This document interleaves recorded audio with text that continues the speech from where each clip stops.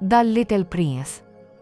कभी कभी जिंदगी हमें ऐसे लोगों से मिलाती है जिनसे मिलने की हमने कल्पना भी नहीं की होती, और फिर वही मुलाकात हमारे भीतर कुछ बदल देती है।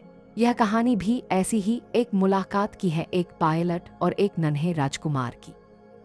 रेगिस्तान की तपती खामोशी में, जहां दूर दूर तक रेत के सिवा कुछ नहीं था, अचानक एक छोटा सा बच्चा पायलट के सामने खड़ा हो जाता है।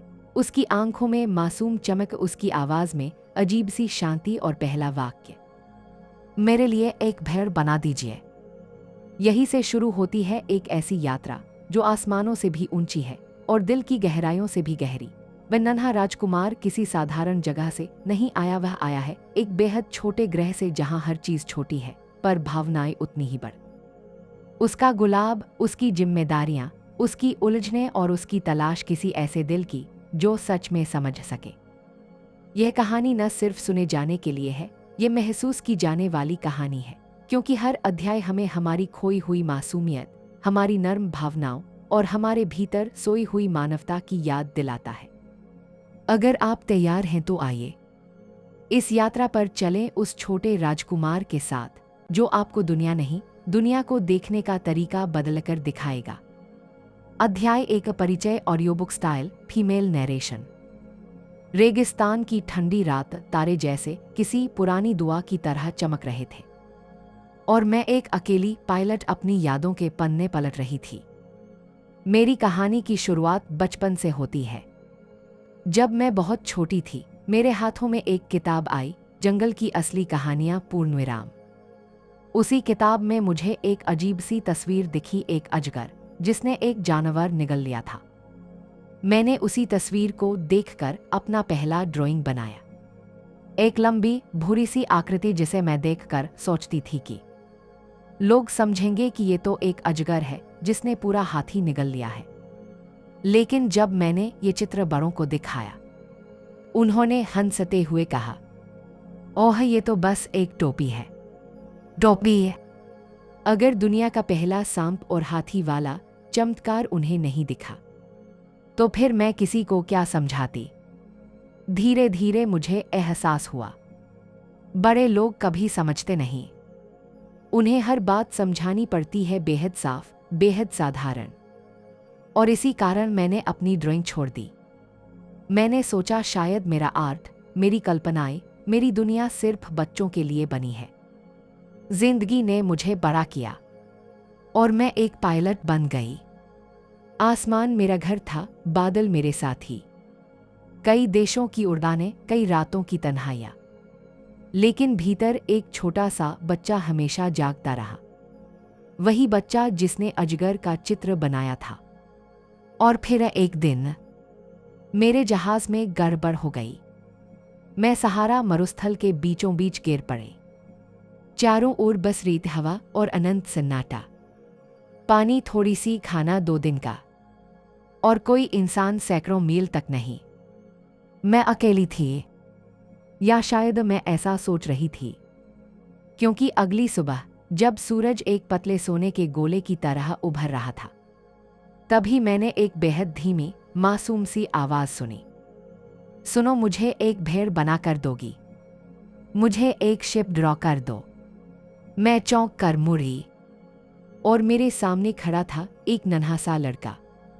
सोने जैसे बाल, बिल्कुल साफ आंखें, जैसे किसी और दुनिया से आया हो।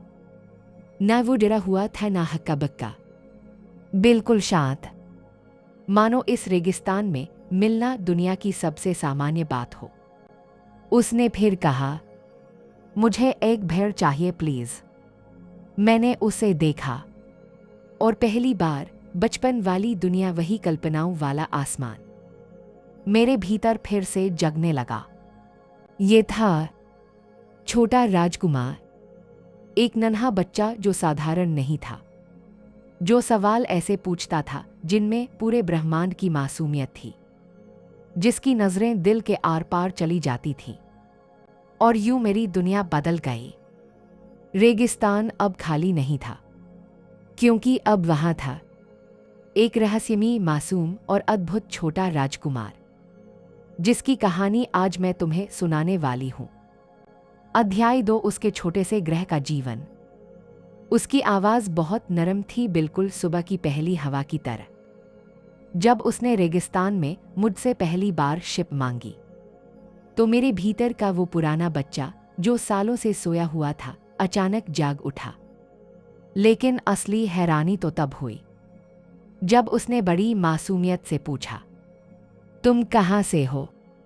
और फिर खुद ही मुस्कुराते हुए बोला, मैं एक बहुत छोटे ग्रह से आता हूँ, बहुत ही छोटा। उसकी आंखों में वो चमक थी जैसे कोई अपनी सबसे प्यारी यादों के बारे में बता रहा हो। और उसी पल मुझे एहसास हो गया कि उसके छोटे से ग्रह की कहानी सुनना किसी चमत्कार से कम नहीं होगा। मैंने धीरे से कहा, मुझे अपने ग्रह के बारे में बताओ, वहाँ कैसा लगता है? वो कुछ क्षण शांत रहा, मानो अपने दूर बैठे ग्रह को याद कर रहा हो। फिर उसने नम्र आवाज में कहना शुरू किया, मेरा ग्रह भी 612। मेरा ग्रह इतना छोटा है, वो बोला, कि अगर तुम थोड़ा तेज चलो तो कुछ ही मिनटों में पूरा ग्रह घूम सकते हो। उसने अपने हाथों से गोल घेरा बनाते हुए जैसे उसकी आकार की नकल की। उसकी पतली उंगलियां हवा में एक छोटा सा गोल दुनिया बना रही थी। वहां 3 ज्वालामुखी हैं, उसने बताया। 2 जिंदा हैं और एक शायद मर चुका है। लेकिन मैं तीनों की सफाई करता हूं क्योंकि पता नहीं कौन कब जाग जाए। उसकी आवाज में जिम्मेदारी की एक कोमल सी लकीर थी, जैसे कोई इतना छोटा बच्चा अपनी दुनिया का पूरा भार अपने कंधों पर उठाए बैठा हो। मैं हर सुबह अपने ज्वालामुखियों की सफाई करता था, वो बोला, ताकि वो बड़े विस्फोट न करे, और उससे नाश्ता गर्म रहता था। ये सुनकर मैं हंस पड़ी। एक छोटा बच्चा, 3 ज्वालामुखी और नाश्ते के लिए उनका इस्तेमाल। लेकिन उसके चेहरे पर बिल्कुल गंभीर भाव थे, जैसे वो सच में हर काम पूरी समझदारी से करता हो। और हाँ, मेरे ग्रह पर घास भी उगती है, लेकिन घास के बीच बाओबाब नाम के बहुत खतरनाक पौधे भी उगाते हैं, उसने समझाते हुए कहा। मैंने पूछा, कैसे खतरनाक? उसने गहरी सांस ली, फिर रेत पर अपनी उंगली से एक नन्हा सा ग्रह बनाते हुए बोला, अगर तुम छोटे छोटे अंकुर को जल्दी नहीं निकालोगे तो बाओबाब इतना बड़ा हो जाएगा कि सारी जमीन फाड़ देगा। और मेरा छोटा सा घर, मेरा छोटा सा ग्रह टुकड़ों में टूट जाएगा। उसकी आवाज में हल्की सी घबराहट थी, मानो वो इस डर के साथ जीता हो कि उसकी नन्ही दुनिया कभी भी बिखर सकती है। इसलिए वो बोला, मैं रोज सुबह उठकर अपने ग्रह की सफाई करता था, अच्छे पौधे छोड़ देता था, बुरे वाले निकाल देता था। उसकी आंखों में एक ऐसी गंभीरता थी जो बच्चों में बहुत कम दिखती है। जिम्मेदारी की, देखभाल की, अपने घर से प्यार की। सूर्यास्त मेरे ग्रह का सबसे खूबसूरत पल। वो अचानक मुस्कुराया, एक हल्की मधुर मुस्कान, जैसे उसने कोई बहुत प्यारी याद पकड़ ली हो। तुम्हें पता है, वह बोला, मेरे ग्रह में सिर्फ एक ही सूरज है, लेकिन क्योंकि ग्रह बहुत छोटा है, मैं बस अपनी कुर्सी को थोड़ा आगे पीछे करता और जितने चाहे उतने सूर्यास्त देख सकता हूं। उसकी आंखें चमक उठी। एक दिन मैंने 44 सूर्यास्त देखे थे। मैंने हैरानी में पूछा, 44 अकेले? वो धीरे से बोला, हाँ, जब इंसान बहुत उदास होता है तो उसे सूर्यास्त अच्छा लगता है।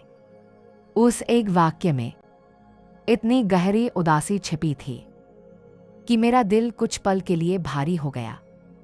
कौन सा दुख था जो इस छोटे से बच्चे को एक ही दिन में 44 बार सूरज ढलते देखना पड़ा? और फिर एक दिन वो आई। ये कहते ही उसकी आवाज का रंग बदल गया। हल्की सी गर्मी, थोड़ी शर्म, थोड़ी घबराहट, बिल्कुल वैसे जैसे कोई अपना पहला प्यार याद करता है। एक सुबह वो बोला, मुझे मेरे ग्रह पर एक नया पौधा दिखा। वो बाकी पौधों जैसा नहीं था। उसके पत्तों का रंग अलग था और उसकी कली बहुत खूबसूरत थी। उसकी आंखें नीचे झुक गईं।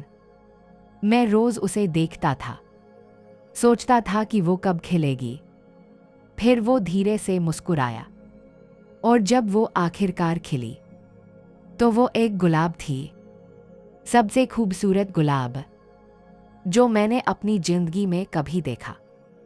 उसकी आवाज़ अचानक बहुत धीमी हो गई। वो थोड़ी घमंडी थी, थोड़ी मांगने वाली, लेकिन बहुत नाजुक भी थी। उसने आगे कहा, वो तापमान पूछती, हवा पूछती, कहती कि मैं उसे ढक दूं ताकि ठंड न लगे। कभी कभी झूठ भी बोल देती थी। मैं चुपचाप सुन रही थी। उसके शब्दों में प्रेम की परतें खुल रही थी, वही मासूम सा उलझा हुआ पहला प्यार। मुझे समझ नहीं आता था कि वो ऐसा क्यों करती है। वो बोला, कभी वो मुझे बड़ा खास महसूस कराती तो कभी अचानक चुप हो जाती। उसने एक छोटी टूटी हुई सांस ली। मैं बच्चा था, मैं समझ नहीं पाया कि उसकी नाजुकता ही उसका प्यार था। कुछ पल की खामोशी छाई, फिर उसने रेत में कुछ आकृतियां बनाते हुए कहा, और शायद इसी उलझन ने मुझे वहां से जाने पर मजबूर कर दिया। मैंने फैसला किया, मैं ब्रह्मांड देखने निकलूंगा। मैं समझना चाहता था दुनिया कैसी है और मैं कौन हूं। उसकी आवाज में एक अंदरूनी बेचैनी की गूंज थी। नन्हा बच्चा जो अपना घर प्रेम के कारण छोड़ चुका था, पर खुद को समझने के लिए जरूरी था। मैं अपने गुलाब से दूर जाना चाहता था ताकि उसे बेहतर समझ सकूं। उसकी आंखें नम हो गईं। कभी कभी इंसान को दूर जाना पड़ता है ताकि उसे एहसास हो सके कि वो किसे कितना प्यार करता है। मेरे दिल में एक अजीब सी कसक उठी। कितना सच्चा, कितना सरल और कितना दर्द भरा सत्य। वो आगे बोला, मैंने अपने ग्रह को आखिरी बार देखा, मेरे ज्वालामुखियों की धूप और मेरा गुलाब जिसे मैं अकेला छोड़कर जा रहा था। उसकी आवाज भर्रा गई। उसने भी मुझे अलविदा कहा था, लेकिन ऐसे जैसे वो मजबूत बनने की कोशिश कर रही हो। मैंने कोई सवाल नहीं किया। उसकी चुप्पी में ही पूरी कहानी छिपी थी। और फिर ही मैं ब्रह्मांड में निकल पड़ा। मैं आसपास के ग्रहों पर गया, नए लोगों से मिला, नए विचार देखे। उसने मुझे देखा और कहा, यही कारण है कि मैं तुम्हें नीचे रेगिस्तान में मिला। मेरी यात्रा अभी पूरी नहीं हुई है, मुझे अभी भी बहुत कुछ सीखना है। उसकी आंखें गहरी थीं, जैसे किसी अनंत आकाश का हिस्सा हो। अध्याय 2 का अंत। उसकी कहानी सुनकर रात का सन्नाटा भी जीवित लगने लगा। उसके छोटे से ग्रह की कोमलता, उसका गुलाब है, उसका जिम्मेदार दिल, सब कुछ मेरे भीतर उतरता जा रहा था। और मैंने सोचा, ये केवल एक बच्चा नहीं है, ये किसी दूसरी ही दुनिया का राज है। अध्याय 3, गुलाब से मुलाकात। रात के सन्नाटे में छोटा राजकुमार जब अपनी कहानी मुझे बता रहा था, उसके शब्दों में एक ऐसी कोमलता थी जैसे कोई अपने दिल के सबसे नाजुक हिस्से को धीरे से छू रहा हो। और उसकी कहानी अब पहुंची थी उसके गुलाब तक। जब उसने गुलाब का नाम लिया, उसकी आवाज के सुर बदल गए, मानो हर शब्द में कोई हल्की सी महक छुपी हो। एक अनोखी कली का जन्म। मेरे छोटे से ग्रह में, वह बोला। हर रोज साधारण घास उग आती थी, कभी कोई छोटा पौधा, कभी कोई बाओबाब का बीज। मैं रोज देखता और तय करता कि कौन सा पौधा रहने लायक है और कौन सा नहीं। उसने रेत पर उंगलियां फिराते हुए जैसे अपने ग्रह की मिट्टी महसूस की। पर एक दिन मैंने देखा कि एक नई कली उभर रही है। वो बाकी से अलग थी। उसके पत्ते चमकीले थे, उसकी कली मोटी मानो भीतर कुछ अनमोल छुपा हो। उसकी आंखें चमक उठी। मैं हर सुबह उसे देखता था। वो धीरे धीरे बढ़ रही थी, लेकिन खुलने का नाम ही नहीं ले रही थी। वो हल्के से हंसा। वो बड़ी नाजुक थी और थोड़ा नखरीली भी। गुलाब का खिलना। फिर एक सुबह उसने सांस रोककर कहा, जब सूरज बिल्कुल नरम था, वो आखिरकार खिल गई। उसके चेहरे पर वैसी ही चमक फैल गई, जैसी किसी को पहली बार अपना पसंदीदा चेहरा दिखे। वो मेरे ग्रह की सबसे खूबसूरत चीज थी, वह बोला। उसके पंखुड़ी गुलाबी थीं, हल्की सी चमकती हुई, जैसे किसी ने उन्हें सुबह की रोशनी से बनाया हो। वो कुछ पल चुप रहा। उसने मुझसे कहा। वह धीमे से बोलने लगा, अरे मैं अभी जगह पर नहीं हूं। हवा थोड़ी तेज है। मेरे लिए एक ग्लास टोम ले आओ। मैं मुस्कुरा दी। छोटा राजकुमार भी मुस्कुरा रहा था। एक ऐसी मुस्कान जो प्यार, उलझन और मासूमियत तीनों को मिला दे।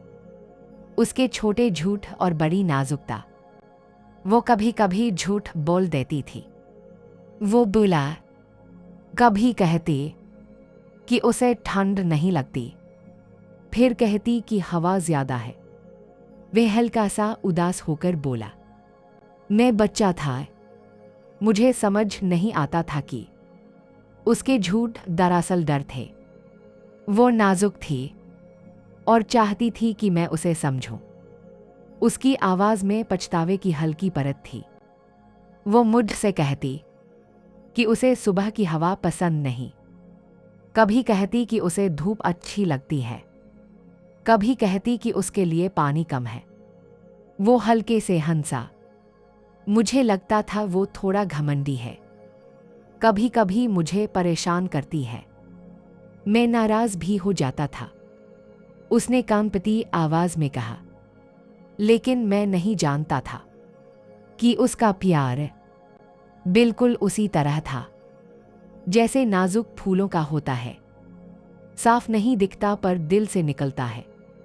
थोड़े झगड़े, थोड़ी नाराजगी। कभी वो मुझे कहती कि मैं उसे नहीं समझता। वह बोला, और मैं सच में नहीं समझ पाता था कि एक गुलाब इतना मुश्किल क्यों है। उसने रेत में एक फूल बनाया, छोटा लेकिन खिला हुआ। हम कभी कभी बहस कर लेते थे। मैं सोचता था कि वो बहुत मांगने वाली है, और वो सोचती थी कि मैं उसके लिए काफी ध्यान नहीं देता। फिर उसने अपना चेहरा आसमान की ओर उठाया। आज समझ आता है, वो बस चाहती थी कि मैं उसे खास महसूस कराऊं। छोटे छोटे गलतफहमियां। एक दिन वह बोला, उसने कहा कि उसके पास 4 कांटे हैं और वो किसी भी जानवर से खुद को बचा सकती है। वो मुस्कुराया, पर मैं जानता था कि वो सिर्फ बहादुर बनने की कोशिश कर रही थी। उसके आवाज भारी हो गई।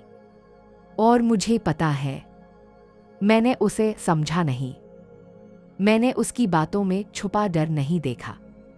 मैंने उसकी जरूरतें नहीं पहचानी।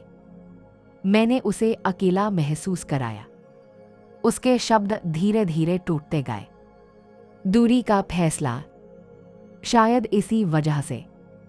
वह बोला, मैंने सोचा कि मुझे अपने ग्रह से बाहर निकलना चाहिए, दुनिया देखनी चाहिए, समझना चाहिए कि मेरे गुलाब जैसा प्यार आखिर है क्या। उसकी आंखें नम थीं। रेगिस्तान की हवा में भी उस नमकीन चमक दिख रही थी। और मैंने उससे बिना बताए जाने की सोच ली। उसके शब्दों में खामोशी की गहरी रेखा थी। उसने बस इतना कहा कि वो ठीक है, उसे कोई डर नहीं और उसे मेरी जरूरत नहीं है। वो हल्के से हंसा। वो झूठ बोल रही थी और मैं भी झूठ था, जो उस झूठ को सच मानकर चला गया। मैं चुप रही। उसकी आंखें साफ थीं, लेकिन दुख में डूबी हुई। जब मैंने अपने ज्वालामुखियों की सफाई की तो वो चुपचाप मुझे देख रही थी। कहने को बहुत कुछ था, पर उसने कुछ नहीं कहा। और फिर मैं अपने छोटे गृह को छोड़ आया। गुलाब का सच्चा प्यार। कुछ देर बाद उसने धीरे से कहा, अब समझ आता है। वो जोर से बोलती थी क्योंकि वो नाजुक थी। वो मांगती थी क्योंकि उसे डर था कि मैं उसे छोड़ न दूं। वो झूठ बोलती थी क्योंकि वो खुद को मजबूत दिखाना चाहती थी। उसने मेरी ओर देखा। उसकी आंखें पिघलती हुई मोम जैसी थीं। और अब लगता है उसके पंखुड़ी सबसे खूबसूरत इसलिए थी क्योंकि वो मुझे चाहती थी। अध्याय 3 का अंत। उसकी कहानी सुनते सुनते रेगिस्तान की हवा भी जैसे रुक गई थी। छोटा राजकुमार अपनी यादों में डूबा और मैं उसकी उन नाजुक भावनाओं को गहराई से महसूस करती जा रही थी। उसका गुलाब, उसका पहला प्यार, उसकी पहली उलझन, उसकी पहली गलती, सब कुछ उसकी आंखों में लिखा था। और इस तरह उसने मुझे बताया कैसे एक छोटा सा गुलाब उसके दिल के पूरे आसमान में फैल गया था। अध्याय 4 दूसरे ग्रहों की यात्रा। छोटे प्रिंस की आंखों में उस सुबह एक अजीब सा जुनून था। अपने छोटे से ग्रह पर वह बहुत कुछ सीख चुका था। अपनी गुलाब की नाजुक सी मुस्कान, उसके कांटों की मासूम शरारतें, उसके रोज के नाटकों और मनमुटावों को समझ चुका था। पर अब उसे जाना था, शायद दूरी ही उसे ये समझने दे कि प्यार सिर्फ पास रहने से नहीं बल्कि समझने से भी पनपता है। उसने अपने ज्वालामुखियों को सहेज कर रखा, अपनी छोटी सी कुर्सी ठीक की और आखिर में अपनी गुलाब की ओर देखा। वह कुछ कहना चाहता था पर शब्द उसके गले में अटक गए। गुलाब ने भी उसे रोकना चाहा पर उसका अहंकार उससे पहले बोल पड़ा। अगर तुम्हें जाना है तो जाओ, मैं ठीक रहूंगी। लेकिन उसकी कांपती पंखुड़ियां बता रही थीं कि वह बिल्कुल भी ठीक नहीं होगी। प्रिंस ने धीरे से कहा, मैं वापस आऊंगा। और फिर पक्षियों के एक गुच्छे की उड़ान का सहारा लेकर वह अपने टाइनी प्लैनेट से ऊपर उठ गया। पहला ग्रह राजा का प्लैनेट। सबसे पहले वह एक छोटे तंग से ग्रह पर उतरा जहां सिर्फ एक ही आदमी था, किंग एक ऊंचे सोने जैसे सिंहासन पर बैठा था, सिर पर भारी सा मुकुट जैसे उसकी ही गर्दन थक गई हो। उसने छोटे प्रिंस को देखते ही ऊंची आवाज में कहा, मैं इस पूरे यूनिवर्स का राजा हूं। तुम्हारे आने का ऑर्डर मैं पहले ही दे चुका था। प्रिंस ने विनम्रता से पूछा, पर आप किस पर राज करते हैं? यहां तो कोई है ही नहीं। किंग ने शाही ठाठ में कहा, सब पर, सितारों पर, मौसम पर, हवा पर, मैं सब पर कमांड देता हूं। प्रिंस ने आहिस्ता सा हंसते हुए कहा, अगर आप सच में इतने शक्तिशाली हैं तो मुझे अभी सूर्यास्त दिखा दीजिए। किंग कुछ बोला नहीं। कुछ देर बाद शांत होकर बोला, मैं कर सकता हूं, पर सही नियमों से। मेरी अथॉरिटी बेकार नहीं जाती। जब सही समय होगा तब मैं सूर्य को डूबने का आदेश दूंगा। प्रिंस समझ गया कि किंग सिर्फ शासन के भ्रम में जी रहा है। उसका अकेलापन इतना बड़ा था कि उसे किसी के आने की जरूरत राज की तरह महसूस होती थी। छोटे प्रिंस ने सोचा, जो लोग दूसरों पर कंट्रोल चाहते हैं वे शायद खुद ही सबसे ज्यादा अकेले होते हैं। और फिर वह आगे बढ़ गया। दूसरा ग्रह घमंडी आदमी का प्लैनेट। दूसरा ग्रह थोड़ा साफ था और वहां एक चमकदार कपड़ों में लिपटा इंसान घूम घूम कर खुद को निहार रहा था। उसने प्रिंस को देखते ही कहा, आह, एक फैन आ गया, जल्दी से मेरी तारीफ करो। प्रिंस ने पूछा, पर मैं आपको जानता भी नहीं। आदमी और भी जोर से बोला, कोई बात नहीं, तुम ये कहो कि मैं इस पूरे प्लैनेट का सबसे बड़ा स्टार हूं। प्रिंस ने हिचकिचाते हुए कहा, पर यहां आप अकेले हो। घमंडी आदमी ने गर्व से कहा, इसलिए ही तो मैं सबसे बड़ा स्टार हूं। प्रिंस ने फिर उससे बातें करने की कोशिश की पर उसे बस एक ही बात चाहिए थी, तारीफ, तारीफ और बस तारीफ। प्रिंस वहां ज्यादा देर नहीं ठहर सका उसने मन ही मन सोचा। जो सिर्फ खुद को देखने में व्यस्त हों वे किसी और को समझ ही नहीं पाते। तीसरा ग्रह शराबी का प्लानेट। तीसरा ग्रह धुंधला सा था, जैसे किसी ने उस पर धुंध उड़ा दी हो। वहां एक आदमी बैठा था, हाथ में बोतल, आंखों में खोया सा दर्द। प्रिंस ने पूछा, आप क्या कर रहे हैं? आदमी ने कमजोर सी आवाज में कहा, मैं पी रहा हूं। क्यों? क्योंकि मुझे शर्म आती है। किस बात की शर्म? पीने की। प्रिंस चुप रह गया। यह एक गोल गोल चक्कर था, एक ऐसा दुख जो खुद को ही खाता रहता था। छोटे प्रिंस को लगा कि यह ग्रह बहुत भारी है, बहुत उदास। उसने धीरे से कदम पीछे खींचे और आगे बढ़ गया। चौथा ग्रह बिजनेसमैन का प्लानेट। यह ग्रह पहले वाले सभी ग्रहों से बड़ा था, पर उस पर भी सिर्फ एक ही इंसान था, एक बिजनेसमैन। वह लगातार टेबल पर झुका हुआ एक एक संख्या जोड़ रहा था। प्रिंस ने पूछा, आप क्या करते रहते हैं? बिजनेसमैन ने सिर उठाए बिना कहा, मैं स्टार्स गिनता हूं, वे मेरी प्रॉपर्टी हैं। प्रिंस चौंक गया, पर आप उनका क्या करते हैं? कुछ नहीं, बस गिनता हूं उन्हें, अपने नंबर में रखता हूं, एक दिन मैं और ज्यादा ओन कर लूंगा। प्रिंस ने सोचा, जिन्हें सिर्फ चीजें जमा करने से प्यार हो वे कभी किसी चीज की असली खूबसूरती को नहीं देख पाते। और वह आगे बढ़ गया। पांचवा ग्रह लैंप लाइटर का प्लानेट। यह ग्रह छोटा सा था, मुश्किल से एक लैंप पोस्ट रखने जितना।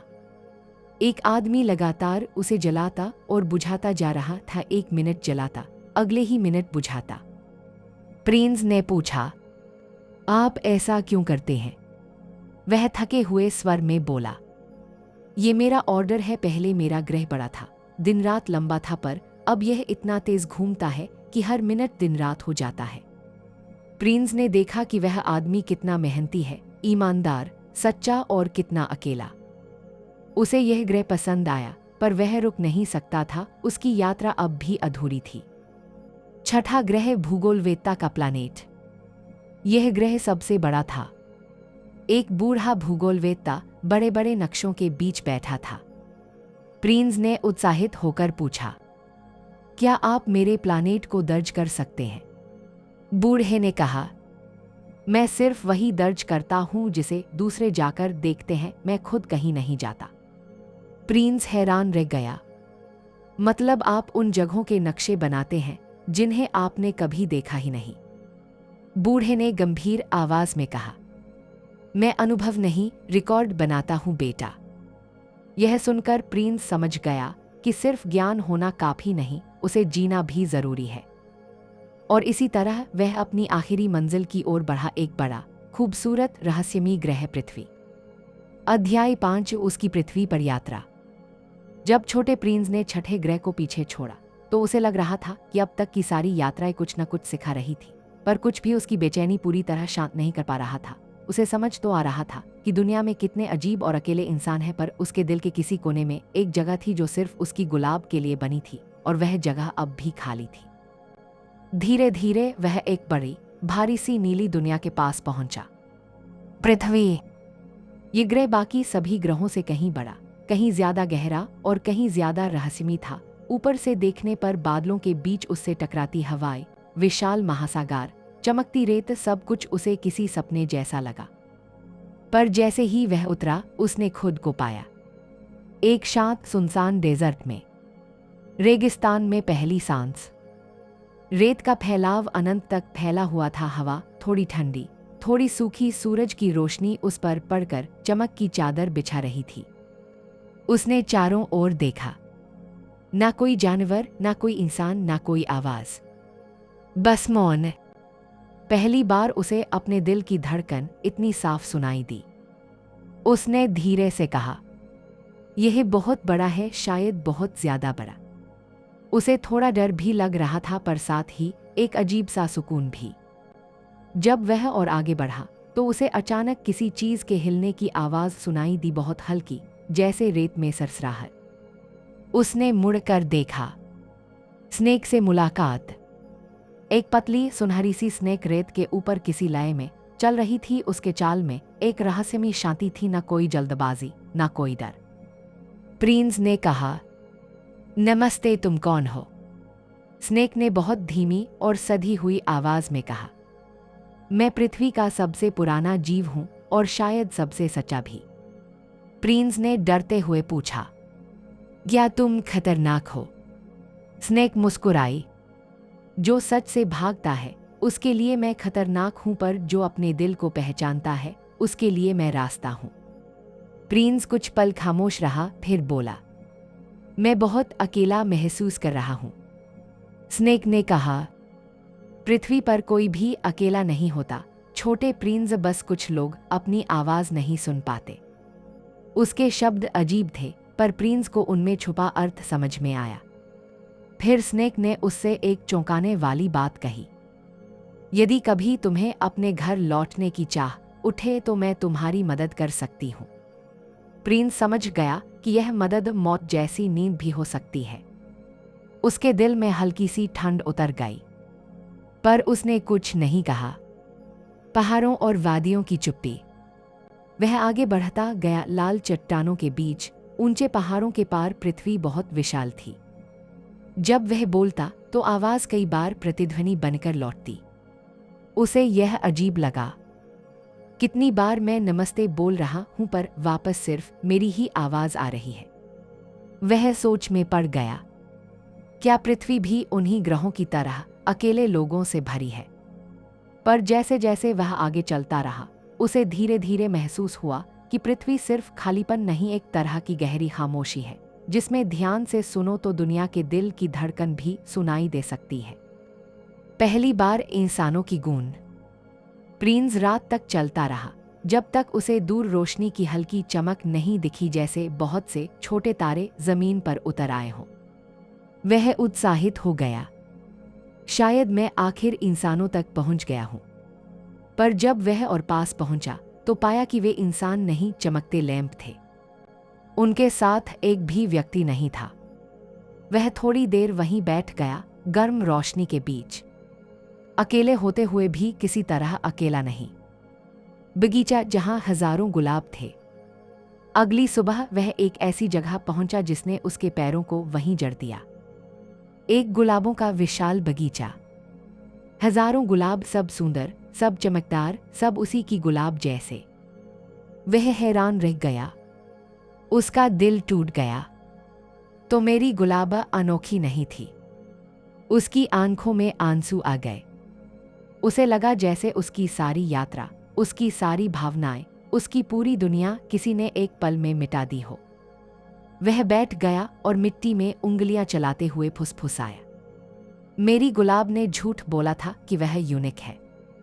पहली बार उसे अपनी गुलाब पर थोड़ा गुस्सा आया, लेकिन उसी के साथ गहरा प्यार भी। एक अदृश्य समझ जो आगे उसे बदल देगी। उसी पल उसे एहसास हुआ, गुलाब की खासियत उसके रूप में नहीं थी। वह खास थी क्योंकि वह उसके लिए थी, क्योंकि उसने उसे संभाला, उसे पानी दिया, उससे बात की, उसके साथ समय बिताया। लेकिन यह समझ अभी पूरी नहीं हुई थी। यह समझ उसे अध्याय 6 में मिलेगी, लोमड़ी से। लेकिन उससे पहले वह पृथ्वी के दिल में अपनी यात्रा पूरी करता है। रेगिस्तान, पहाड़, सितारों और अपने अकेलेपन के बीच अपनी गुलाब की यादों को संभालता हुआ। अध्याय 6, लोमड़ी से मुलाकात।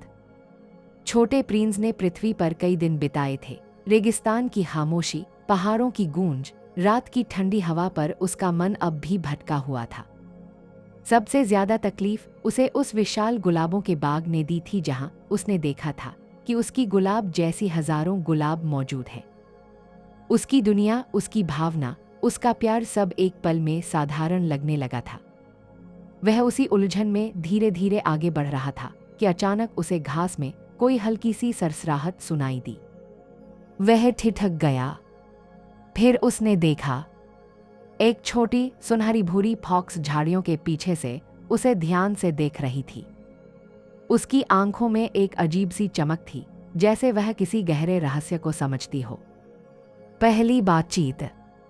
प्रिंस झुककर बोला, नमस्ते, तुम कौन हो?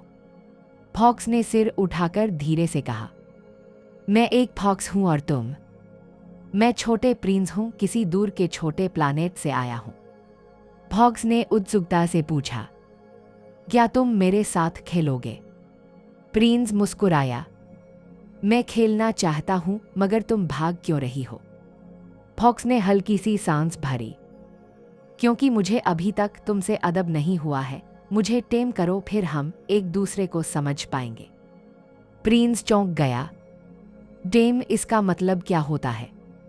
फॉक्स ने नरम स्वर में कहा, इसका मतलब है रिश्ता बनाना। धीरे धीरे, धैर्य से, दिल से। रिश्ता बनाना धैर्य की कला। फॉक्स ने समझाया, टेम करना मतलब किसी को अपने दिल के पास लाना। जब तुम मुझे टेम कर लोगे तो मैं तुम्हारे लिए दुनिया में अनोखी हो जाऊंगी और तुम मेरे लिए। छोटे प्रिंस ने पूछा, पर तुम अभी अनोखी क्यों नहीं हो? फॉक्स ने गहरी बात कही, क्योंकि अभी तुम मेरे लिए बस एक छोटा लड़का हो और मैं तुम्हारे लिए बस एक फॉक्स। इस दुनिया में हजारों लड़के हैं और हजारों फॉक्स, पर अगर हमने एक दूसरे को टेम कर लिया तो सिर्फ हम होंगे दुनिया में। प्रिंस के दिल में कुछ हल्का सा चमक उठा। शायद उसे यही सुनने की जरूरत थी। रोज थोड़ा थोड़ा पास आना। अगले दिन प्रिंस वहीं लौटा। फॉक्स थोड़ी दूर बैठी थी, पर इस बार वह भागी नहीं। फॉक्स ने कहा, जब तुम आओ तो थोड़ा दूर बैठो। धीरे धीरे मैं तुम्हें अपना मानना सीखूंगी।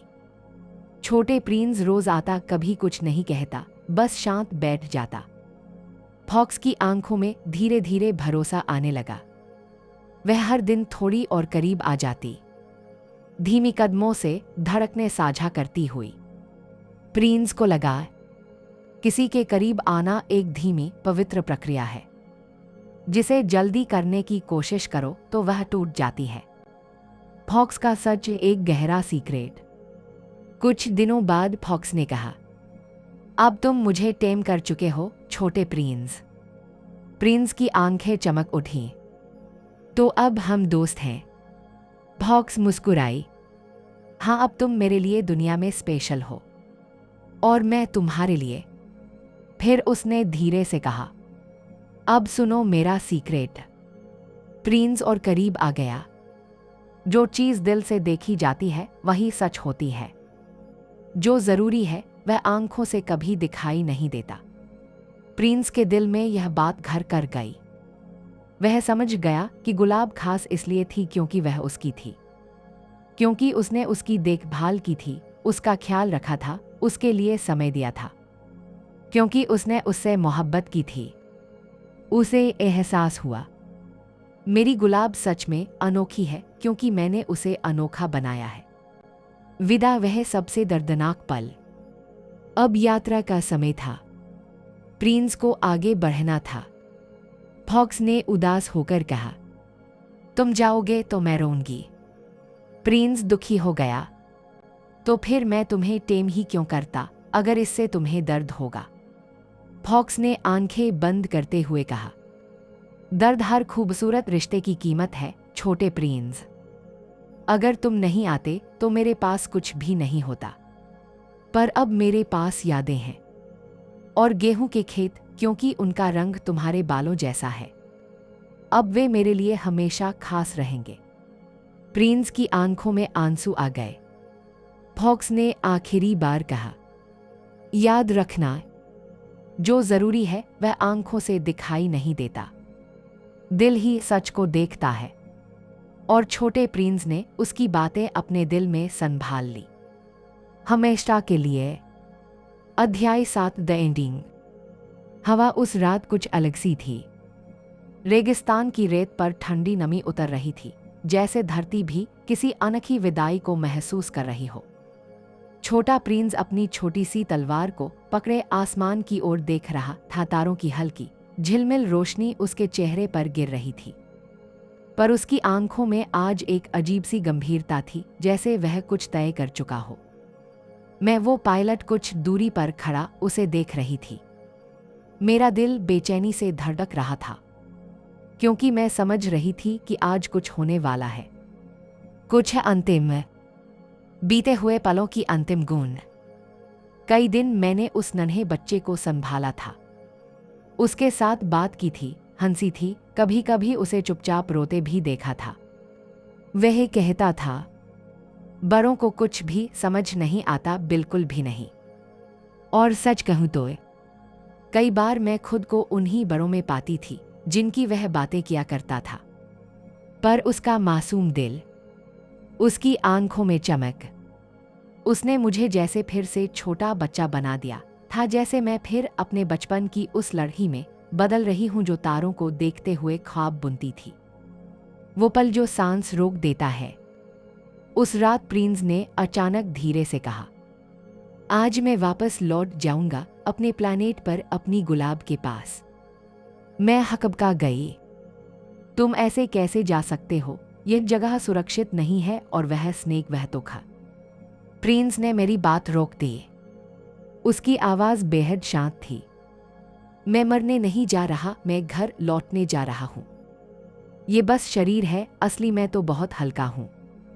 मैं उड़ जाऊंगा स्टार्स के बीच अपने प्लैनेट में वापस।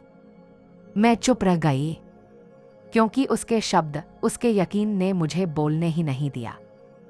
स्नेक जो अंतिम रास्ता बनती है।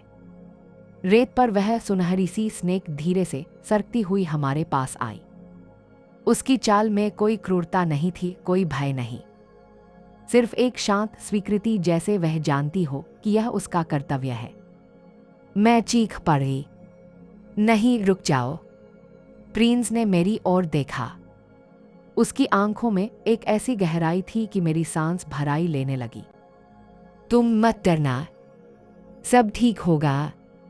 मैं तुम्हें कभी नहीं छोड़ूंगा। हर रात जब तुम स्टार्स देखोगी, तुम्हें मैं हंसता हुआ सुनाई दूंगा, क्योंकि वो स्टार्स, वे सब मेरे जैसे हंसते हुए बच्चे बन जाएंगे। मेरी आंखें भर आईं। कंपकंपाते स्वर में बोली, मैं अकेली पड़ जाऊंगी। वह मुस्कुराया, नहीं, जब तुम्हें याद आएगा तो तुम मेरी स्माइल सुनोगी, मेमोरी में, दिल में, स्काई में, स्टार्स में, और तुम कभी अकेली नहीं रहोगी। वह अंतिम दर्द भरा लेकिन खूबसूरत क्षण। फॉक्स की बातें अचानक मेरे कानों में गूंज उठी। जो जरूरी है वह आंखों से दिखाई नहीं देता, दिल ही सच को देखता है। प्रिंस ने आखिरी बार मेरी ओर देखा, जैसे वह मेरी आत्मा तक पहुंच गया हो। फिर वह धीरे से आगे बढ़ा। स्नेक ने हल्के से उसके टखने के पास काटा, इतना तेज कि मैं चीखी भी नहीं, बस सुन्न रह गई। प्रिंस एक पल के लिए कांपा, फिर घुटनों के बल बैठ गया। उसने आसमान की ओर देखा, जैसे सितारों से कह रहा हो, मैं आ रहा हूं। और फिर वह धीरे धीरे रेत पर गिर गया, बिल्कुल बिना आवाज, जैसे हवा की एक मुलायम लहर। मैं उसके पास दौड़ी, उसे अपनी बाहों में उठाया, पर उसके चेहरे पर एक अनोखा सुकून था, जैसे वह सच में घर जा चुका हो। उसका शरीर वहीं था, पर वह कहीं और था, ऊपर तारों में, अपनी गुलाब के पास। आखिरी एहसास जो जीवन बदल देता है। कई साल बीत गए हैं। मैं फिर अखबारों, कामों, जिम्मेदारियों वाली इंसानी दुनिया में लौट आई हूं। पर जब भी रात होती है और मैं आसमान की तरफ देखती हूं, मुझे एक तारे की हंसी सुनाई देती है। कभी कभी दो की, कभी पूरी आकाशगंगा की, जैसे हर स्टार में उसका छोटा सा दिल छिपा है, चमकता हुआ, हंसता हुआ, पुकारता हुआ। अब मैं उसे ढूंढती नहीं, क्योंकि वह हर जगह है, जहां रोशनी है, जहां हंसी है, जहां मासूमियत है, वही छोटा प्रिंस है। और मैं अब कभी अकेली नहीं होती, क्योंकि उसने मुझे सिखा दिया, जो सच है, जो जरूरी है, जो प्यार है, वो आंखों से नहीं, दिल से देखा जाता है।